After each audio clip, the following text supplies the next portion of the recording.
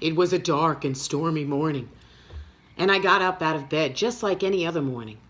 I put on my muumuu and snapped it up real tight and stuck my feet into my Isotona sheepskin slippers with the double arch support, which, by the way, if you ever come across them, they're phenomenal for the mom on the run. They're like so soft it feels like you're sticking your foot right up a sheep's hoo-ha. So I've heard. And I had this feeling of dread wash over me. Like something just wasn't right. I couldn't put my finger on it, but something wasn't right.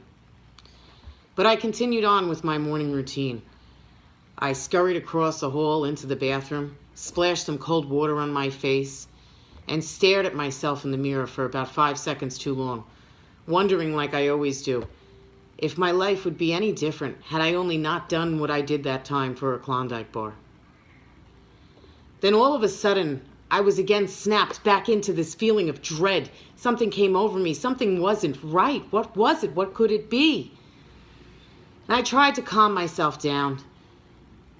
I tried to think happy thoughts.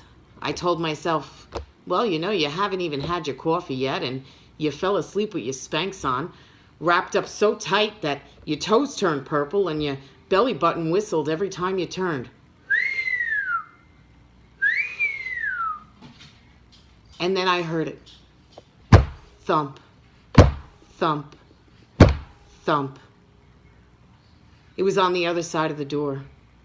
I was so scared and nervous at the same time. I braced myself, one hand on the sink and the other on the wall. And I found all the courage I had left in me and I yelled, "Who is it? Who the freak is that?" No answer.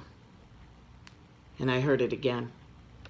Thump, thump, thump. The dread that washed over me was horrific. Completely horrific.